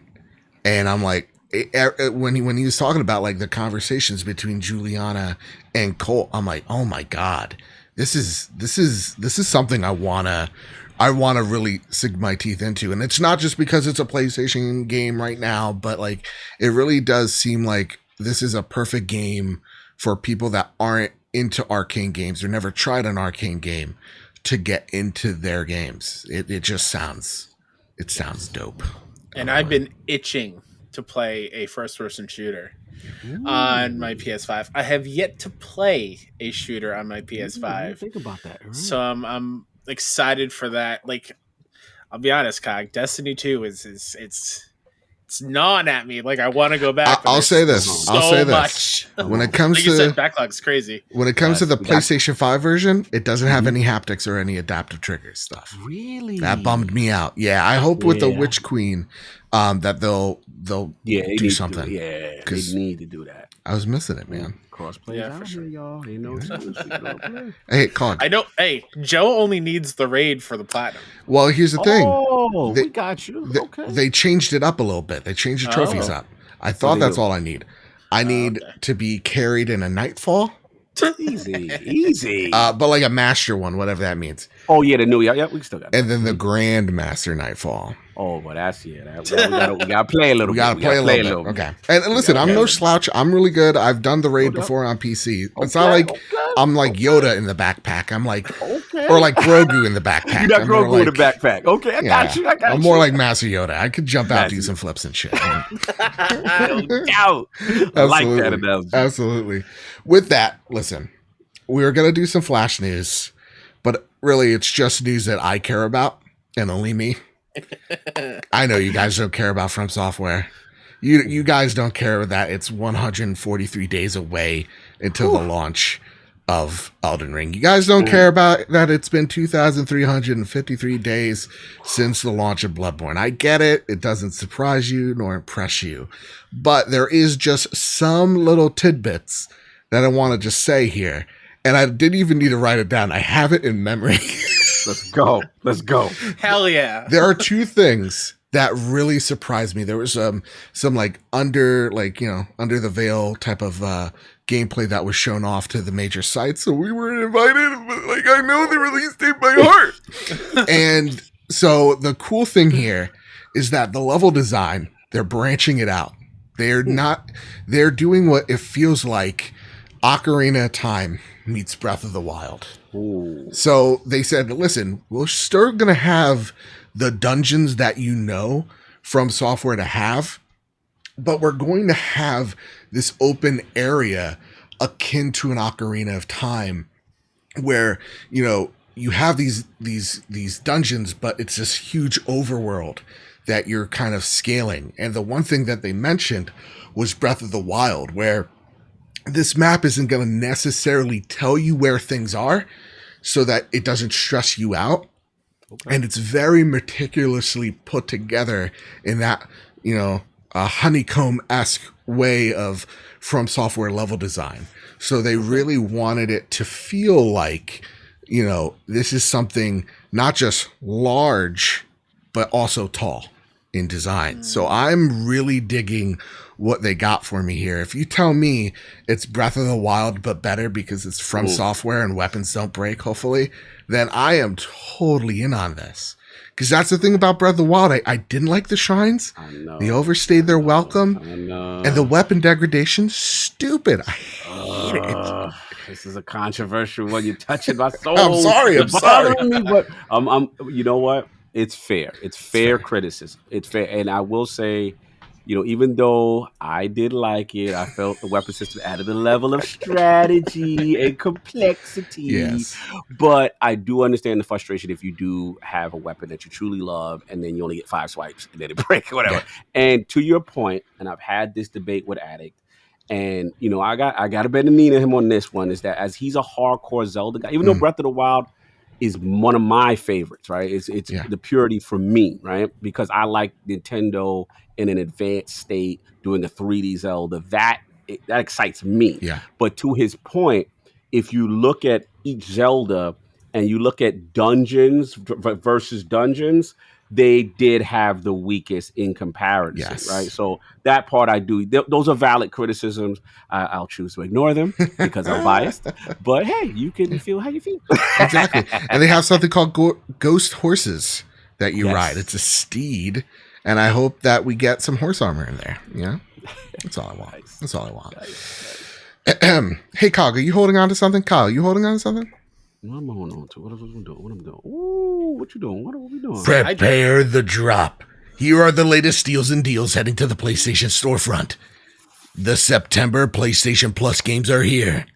Overcooked, all you can eat for the PlayStation 5. Hitman 2 for the PS4. And Predator Hunting Grounds for the PlayStation 4. Also, the Essential Picks sale. There's a new sale for the Essential Picks for PlayStation. I don't know. They're running out of names and whatever. Listen, you could pick up Blasphemous for 64% off. So there you go. How do you feel about the PlayStation Plus games, man? Always solid, man. Yeah. I feel they're solid. They lapping Xbox games of gold. I know that. I don't even look at what games of gold doing. Yeah. I forgot that's still going on. Dude, I agree with you guys after finding Duke. I'm like, just get them out. We don't need them. It's just we're reading them. Like, why? I think Matt was just like, why are we even reading these? Why are we reading this? Like, we had to stop. We were like, let's not need to do this category anymore. It's so Game Pass, heavy. So I honestly think they will probably discard it. Yeah, it was. I think that was part, of a secondary part of that initiative when they tried to rise the price up of gold and stuff like that. They ultimately want those subscribers to be, the Game Pass, the gold subscribers to be Game Pass guys. So that's what I think. But to your question, PlayStation Plus be killing it. Like there's no doubt, super high quality. I remember when Destruction All Stars was there. I remember there's always something super solid, up in there. And this is great. Overcooked is a solid game. Hitman 2, you know what I'm saying? Even Predator. So can't complain. Yeah, absolutely. Kyle, out of one of these games, which is the one that you're actually excited of dipping your toe into? Or is there any of those three? Yeah. Man, it's tough because you know me. I'm not a multiplayer guy, so Predator is not my thing. Yeah. Overcooked is a great pick. I already own Overcooked. Okay. So, but I think that would be the one I would go to because I didn't dig Hitman this year. Okay. Like I can see that it's I don't like that. I can objectively sit back and say how great of a game that is made and how much fun it is. It's just not a me thing. So I don't see myself hopping into Hitman 2. Am I going to add it to my library? Absolutely, like you should too, because that's just something you have to do. But nothing like crazy for me this month. I think next month will be a big one with maybe a little new indie, either Jet or Kana. I don't know. Okay, that'll be cool. Ooh. As far as the sale goes, because I did see you put it in there, I want to highlight a couple things. The Crash Bandicoot Crashiversary bundle. It's usually $120. It's half off for $60. You get the Insane Trilogy, Crash 4, and Crash Team Racing. Oh wow, that's a great deal. Good, yeah. And because Gotham Knights finally tweeted out an image of the Court of Owls, the Arkham Collection is only $12. Yes. If you have not played those games, please go play those games. Love of God, please. Yes. Oh yeah. Talking to me right here. I have not beaten any of them. I get midway through, and I'd give up, and I just watch my brother play them, and it's just as good for me. Yep, I mean, that's fair. And just to for your note there, Kyle, it's the same way where you're just like, I could see why it's good. It's just not for me. I'm getting that with Psychonauts. I'm getting that, like, I haven't played it yet, so everybody's singing its praises, and I'm like, I can see the writing's excellent.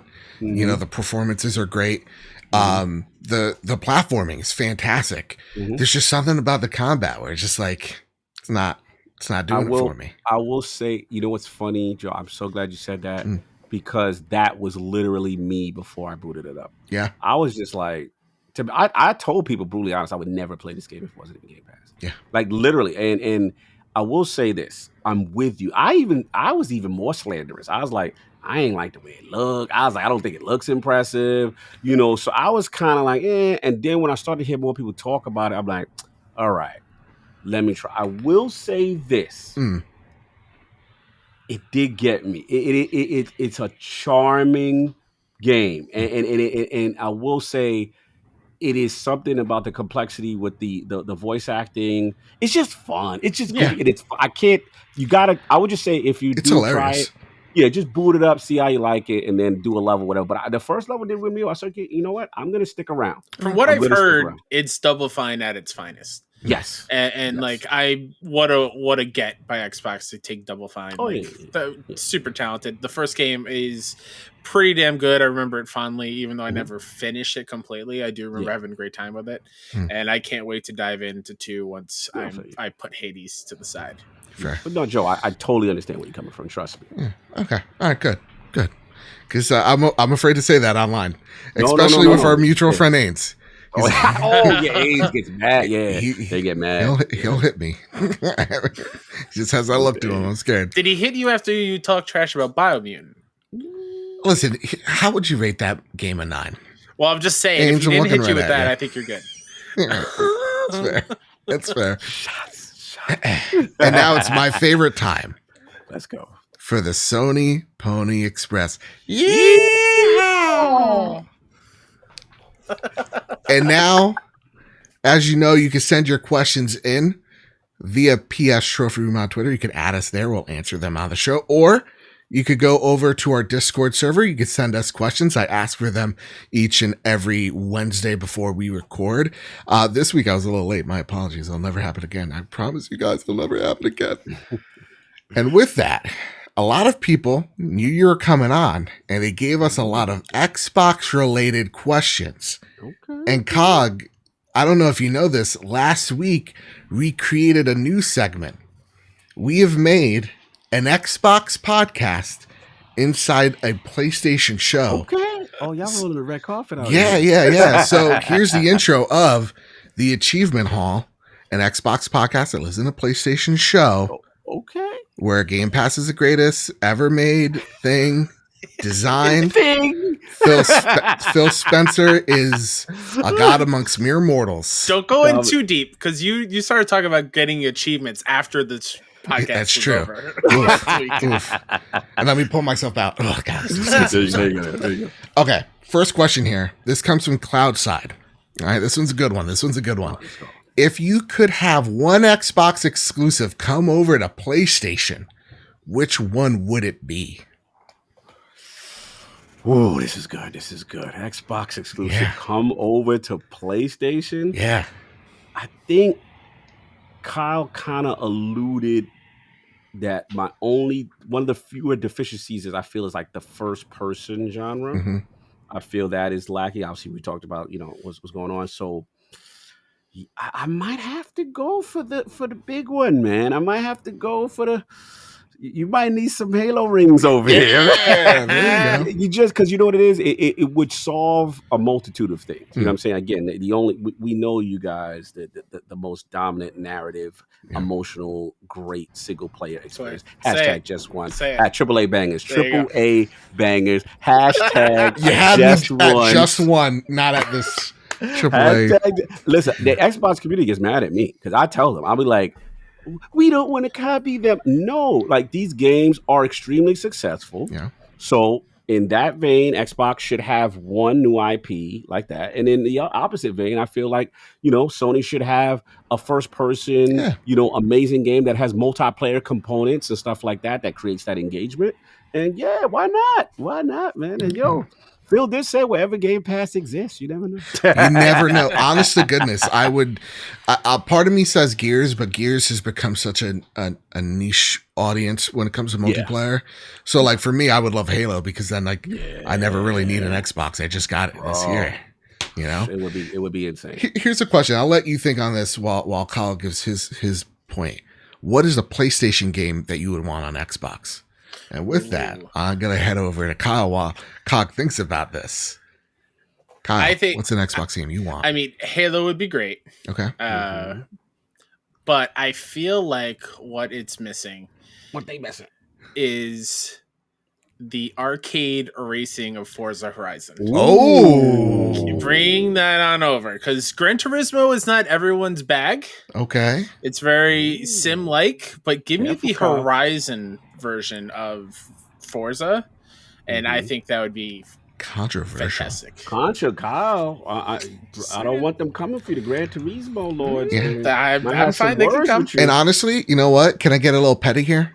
I'll take back the Halo sentiment because everybody knows that's such a cop-out. I'm not here for the cop-out answers anymore.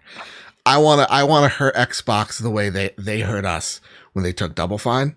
I want Banjo-Kazooie. Oh, yeah. Okay, I like that. This swan. I like that. I like Nuts that. and bolts We're just too, going to just take to spite Ninja them. Theory back. We're going to take Ninja Theory back. I'm done with y'all. Cog, what say you? What is one PlayStation franchise you'd like to see on Xbox? Y'all know who I am. That's right. You know who I am. Yeah, I knew it.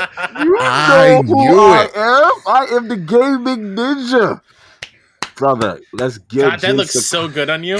Bro, this is my baby right here. It's Jin Sakai. Listen, that game means so much to me, bro. Yep. Like it touches everything because it's the open world, but it's an open world done in a way that doesn't give me sensory overload. It's like, oh, the wind is there. Oh, let me go see what that fox is doing. Oh, let me go up there. Like, so it's just this natural exploration. Yeah. Then you got these amazing Legends quests, these duels, these cinematic, old school samurai, you versus me.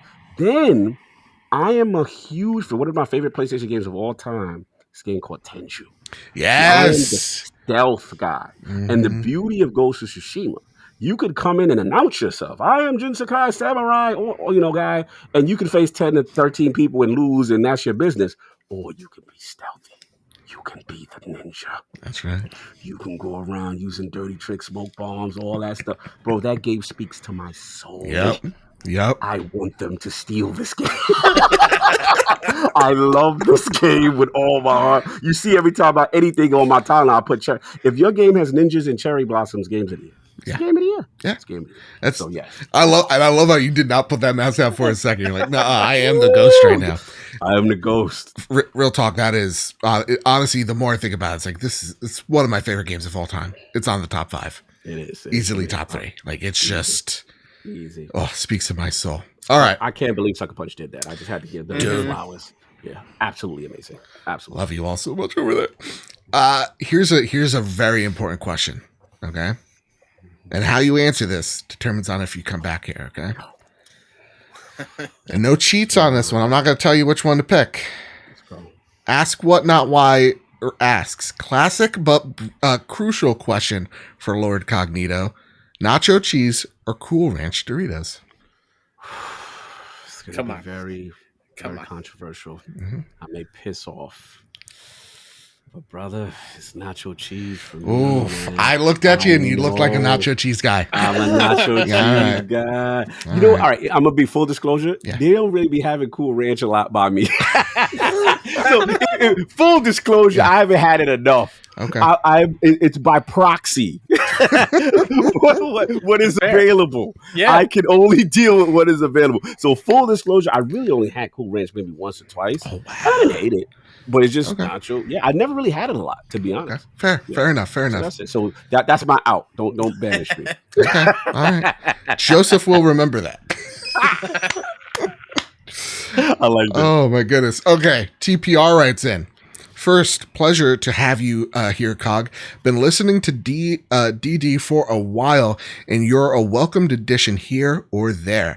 I successfully pre-ordered the Halo 5 Series X. Oh my goodness, good on you, dude. The bad news is I have to wait until November to play my first Xbox ever. Ooh. Though xCloud could provide me with some solace in the meantime. How has your xCloud experience been over the past month or so?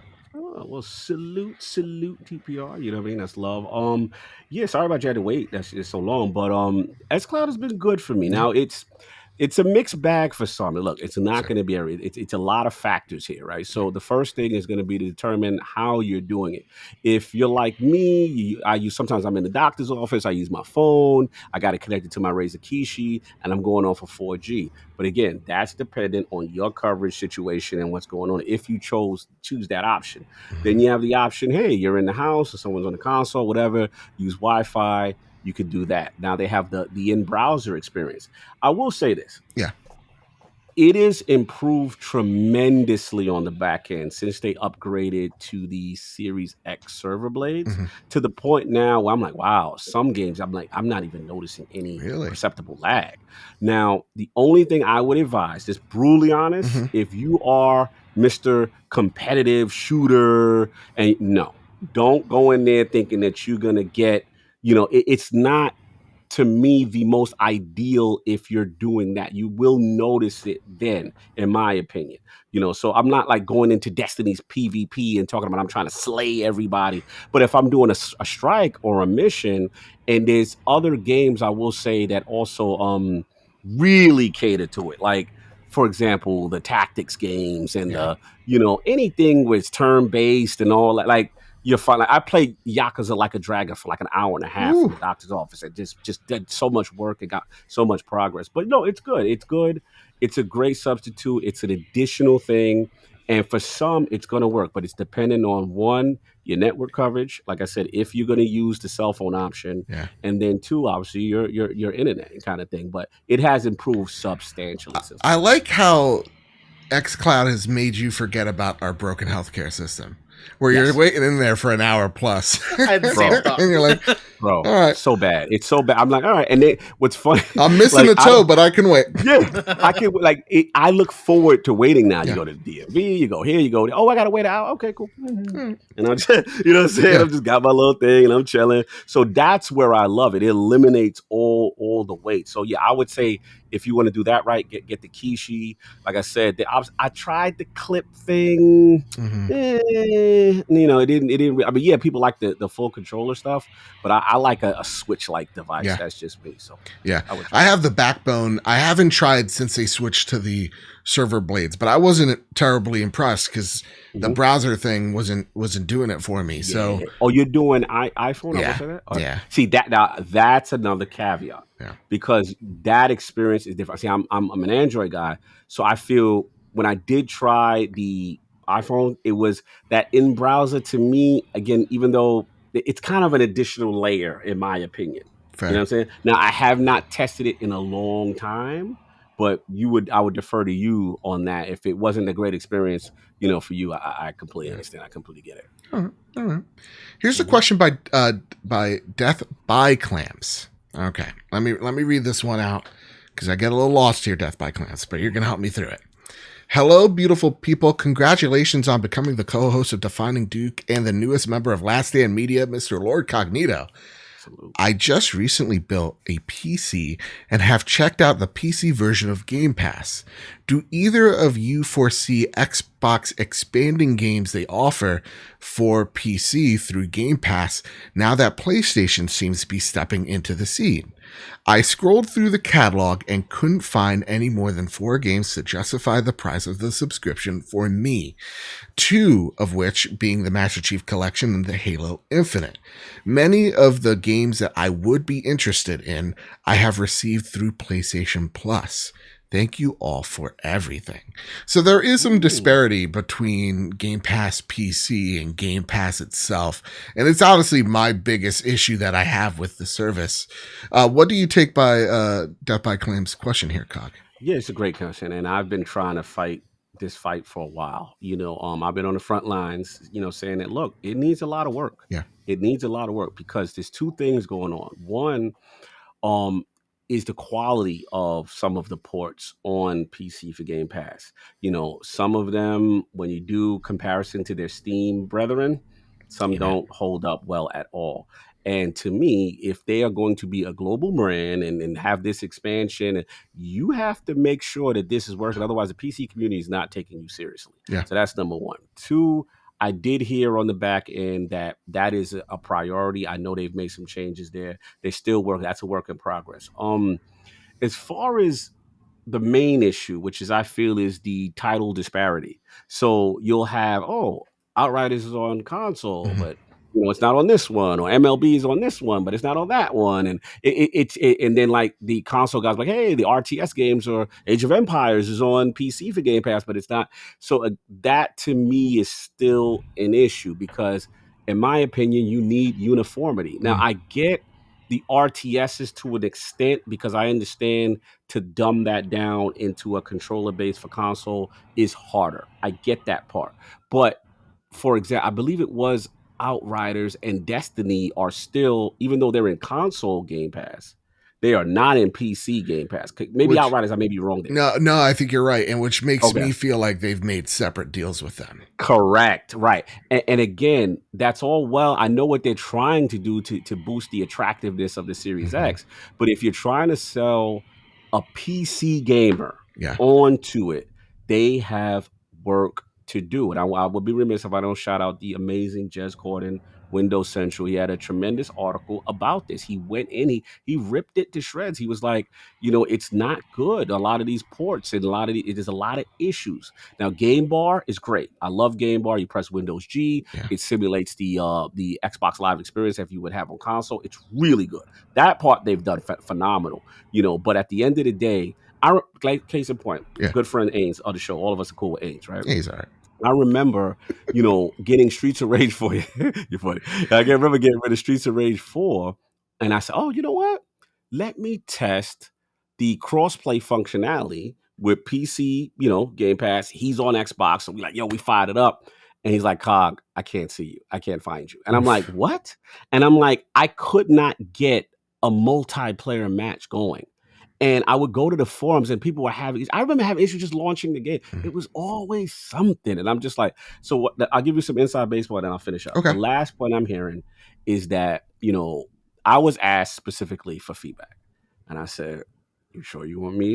Because I don't tell you what you want to hear. I tell you what you need to hear. So you sure you want me?" And I was told yes. So I told him, I said, it's unacceptable. Yeah. It's unacceptable. You have to, if you want to be taken seriously in a space, you have to really make changes. So from my understanding, things are happening. That is a priority. Mhm. And I'm starting to see slower things. I think the Ascent made some updates Sure. recently and some other stuff. So it's going to be a process for them. But Growing this is pains. a great question. Yeah. Growing pains, but they have to work it out. Yeah, absolutely. That's my biggest issue with the service as well. Is it's like, dude, there's way too much disparity between these two platforms, and you're supposed to be the person bridging it. Yeah, there's some games that can't be on console that are on PC. Mhm. There's gonna be some games that are on console that aren't gonna translate well to PC. Right.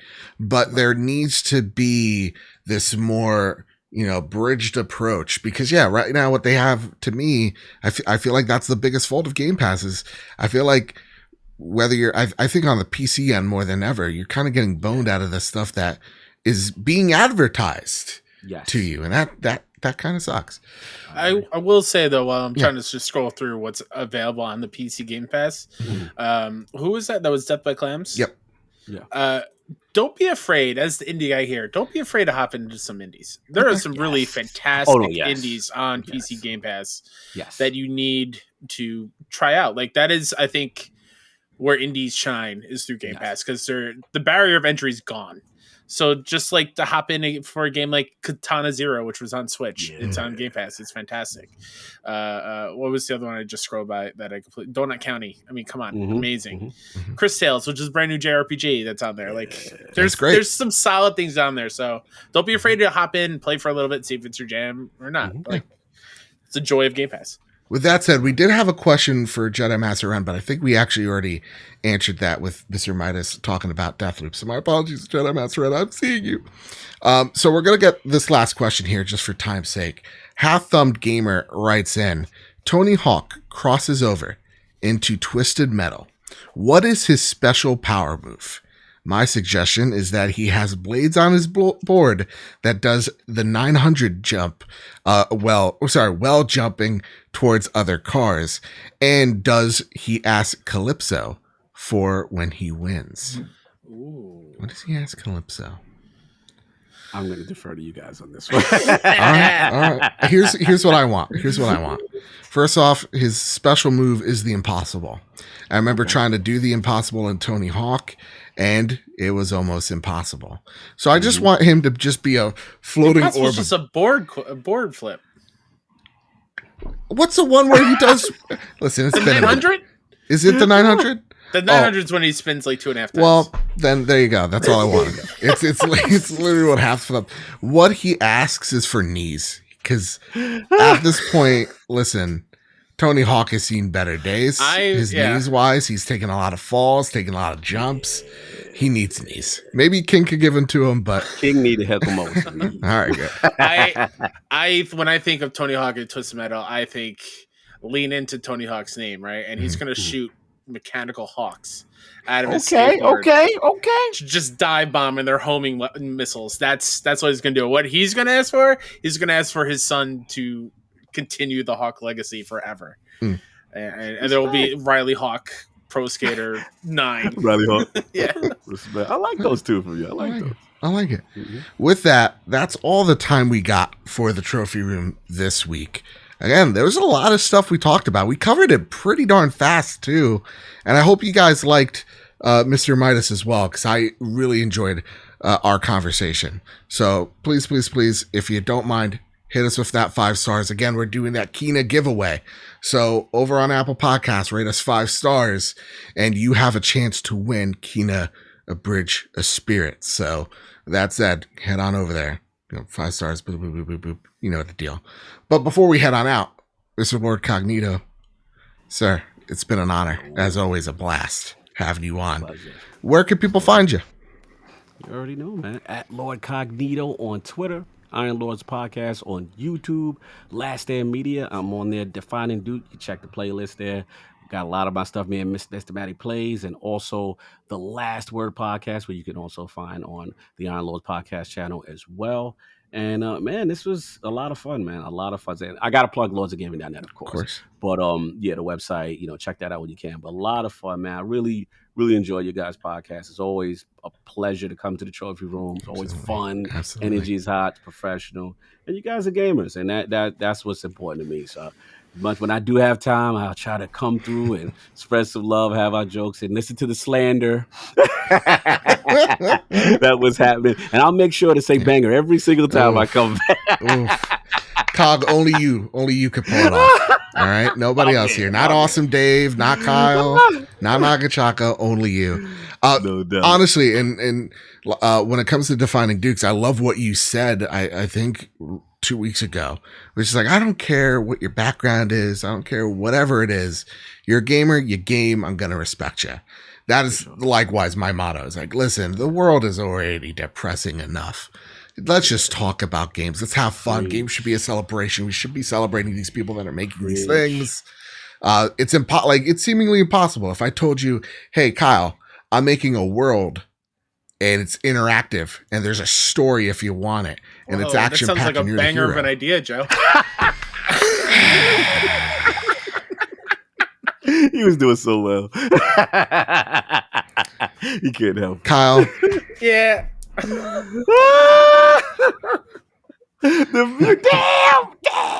He got me good. He's a real son of a gun. That was good.